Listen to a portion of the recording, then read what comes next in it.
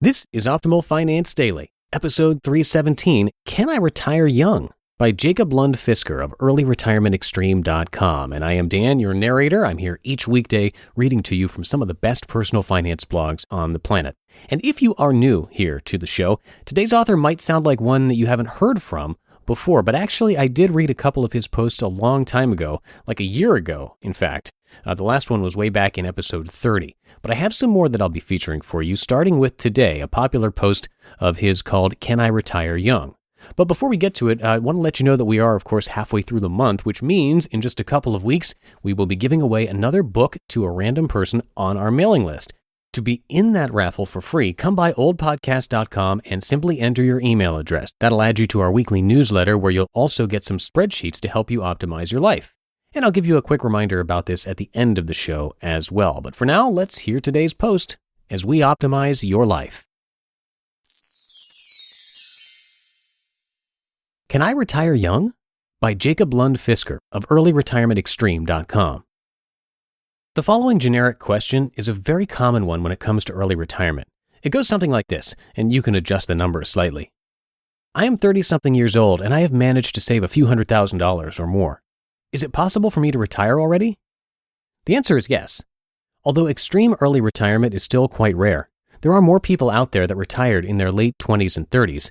I do not consider 40s extremely early, that's just early, than the few famous examples would suggest. Hence, early retirement is a realistic proposition for those who desire it. To retire early by becoming financially independent, you must solve the following problem. Your annual expenses must be less than 3% of your invested savings. This equation is much more important than absolute numbers.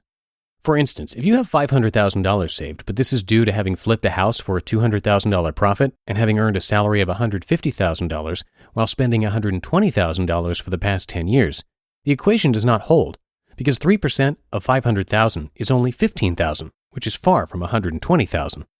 With these numbers, you are rich, but you are not wealthy. Primarily because with an annual expense level of $120,000, chances are very good that you do not possess the knowledge and attitude to live well on $15,000 a year.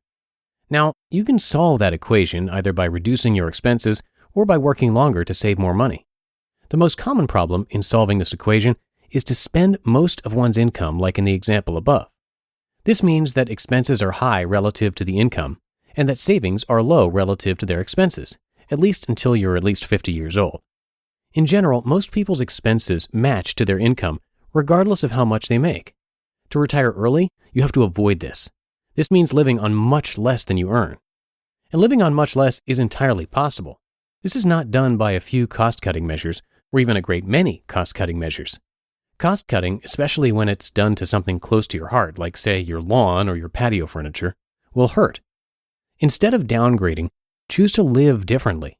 Do not accept a second-rate lawn or a second-rate car. Dump the lawn and a car entirely and live on a cruising sailboat or in an RV. Or rent a single room, or get a bigger place, but live with others, perhaps your family.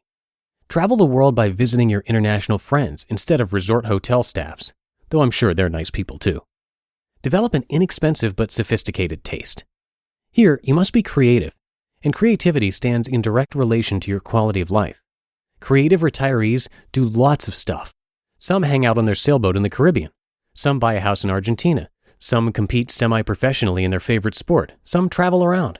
Others tend to their garden or read all the classics. If you cannot be creative or feel you must live a normal life, characterized by driving, shopping, and paying bills, extremely early retirement, which can hardly be considered normal, can only be achieved by either winning the lottery or by downgrading your standard of living, shopping with coupons, buying things you don't really like, putting an egg timer next to your shower. And that's no way to live. Extreme early retirement also means taking a different attitude about things. Some people, typically the busy ones, generally want everything to work. And if it stops working, they'll pay someone else to fix it for them. This is because they themselves either have no skills or lack the time to fix it themselves. Others take pride in being able to fix a broken pipe, a broken engine, put in a new floor, and so on, and consider it a hobby. In turn, they do not pay other people to work for them, and so they do not have to work themselves. Early retirees are generally fairly competent people who can do a lot of things on their own. It's also often the case that if they can't, they know someone who can. They have a wide network of people from many different backgrounds, unlike specialized workers who mostly know other specialized workers in the same field. Obviously, it also depends on your attitude towards work. Perhaps writing reports and finding ways for your company to market a new product made overseas to consumers is a fulfilling and appealing way to spend your life. Perhaps it's not. Perhaps you find it motivating to spend your life striving for that corner office, or maybe the office with a window, or a 5% annual raise. Or maybe you have other ways to feel accomplished. Maybe you use your work as a social outlet. It's certainly a lot easier to find young people at their job between 9 and 5, and outside of those hours they're usually tired. But there's a significant number of people not working all week.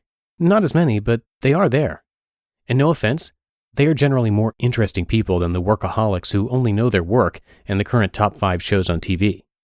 The main question you should ask yourself is thus not whether you have enough money, but whether you can envision yourself living an unconventional life outside the boxes that most others live in.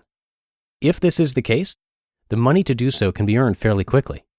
The challenge is mostly in the mind. And so this is the real question you should be asking yourself.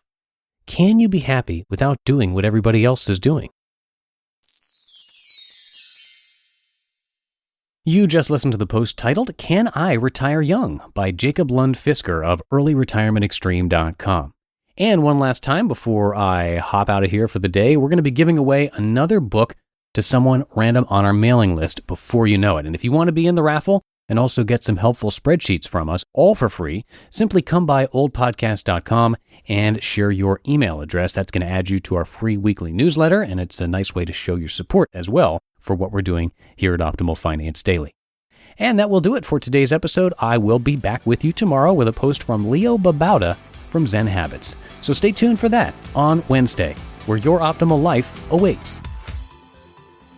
Hello, Life Optimizer. This is Justin Malik, creator and producer of this podcast, but also Optimal Living Daily, the show where I read to you from even more blogs covering finance, productivity, minimalism, personal development, and more from incredible bloggers like Derek Sivers, Zen Habits, Mark and Angel, The Minimalists, and all the ones you hear on this show too. So if you enjoyed today's episode and like taking amazing blogs on the go, come on over to Optimal Living Daily and subscribe to that one too. And together, we'll start optimizing your life. You've been listening to Optimal Finance Daily. Be sure to hit the subscribe button to stay up to date on each new episode and head to oldpodcast.com. That's OLDpodcast.com for a free gift as well as more actionable tips and resources to help you maximize your potential. Thanks for joining us, and remember, your optimal life awaits.